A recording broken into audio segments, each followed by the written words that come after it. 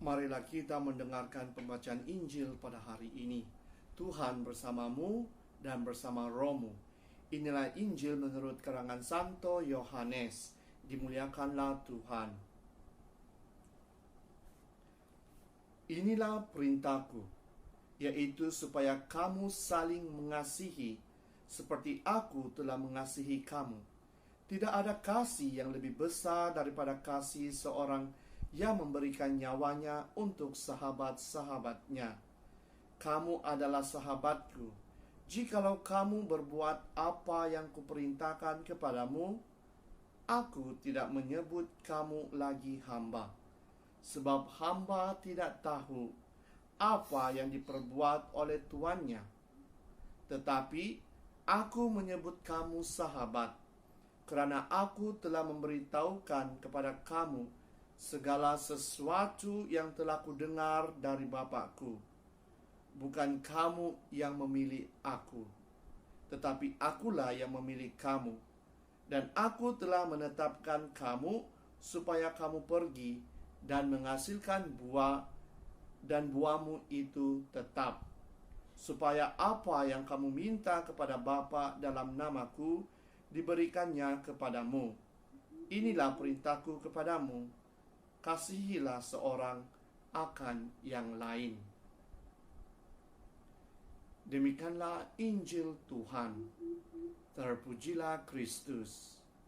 Saudara dan saudari yang seiman dalam Yesus Kristus, sekali lagi di dalam Injil pada hari ini, Yesus memanggil kita kawan-kawannya dan bukannya hamba-hambanya.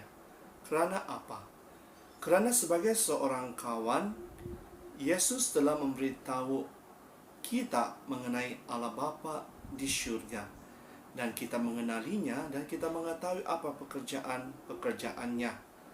Dan sekiranya kita dipanggil sebagai seorang hamba, kita tidak tahu apa yang dilakukan oleh Yesus dan Allah Bapa. Jadi saudara dan saudari yang seiman dalam Yesus Kristus, kita semua adalah kawan bagi Yesus. Dan sebagai seorang kawan, kita harus mempunyai hubungan yang erat dengan Yesus. Bukan sahaja hubungan yang erat, kita juga harus mengamalkan ajaran cinta kasih Yesus. Karena ajaran Yesus adalah ajaran cinta kasih.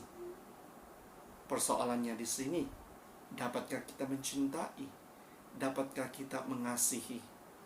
Atau ungkapan kasih dan mencintai itu hanya di bibir sahaja dan bukannya lahir daripada diri kita. Contoh yang terbaik yang seperti saya katakan, yang dapat kita lihat adalah Yesus sendiri. Bagaimana dia mengasihi kita sehingga sanggup mengorbankan dirinya di kayu salib demi kita. Itulah pengorbanan yang terbesar yang dilakukan oleh Yesus kepada kita. Jadi, dapatkah kita memberi kasih kepada orang lain? Dapatkah kita mengorbankan diri kita, masa kita, tenaga kita untuk orang lain? Kerana apa, saudara dan saudari? Saya percaya rata-rata kita mahu mengikuti Yesus, mau berjalan bersama-sama Yesus, tetapi mencintai sahaja belum cukup sekiranya kita tidak mengasihi orang di sekeliling kita. Karena Yesus sendiri mengatakan, kasihilah musuh-musuhmu seperti mana kamu mengasihi dirimu sendiri. Nah, dapatkah kita mengasihi orang lain, musuh-musuh kita? Karena ini kontradik akan ajaran Yesus.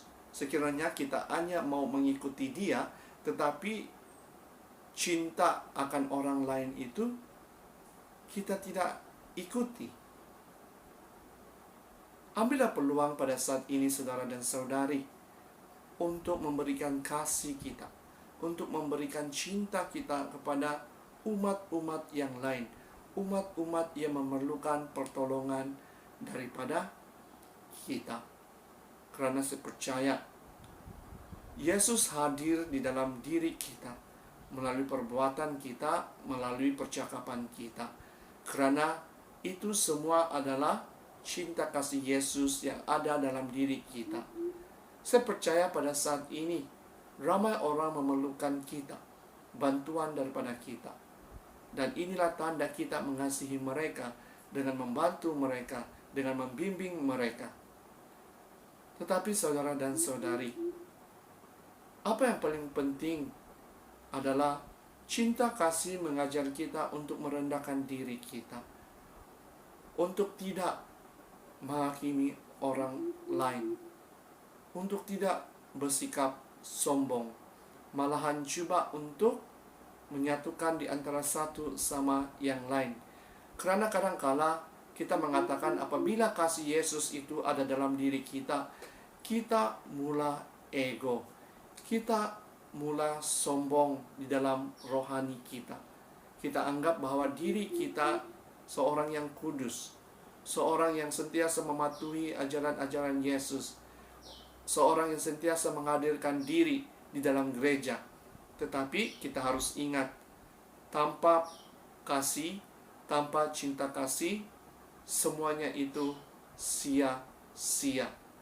Jadi marilah kita terus berdoa agar Tuhan membantu kita di dalam kehidupan kita untuk mencintai di antara satu sama yang lain. Biarlah cinta Yesus yang dikongsikan kepada kita, kita juga dapat kongsikan kepada semua orang yang kita temui pada hari ini. Dalam nama Bapa, Putra, dan Roh Kudus.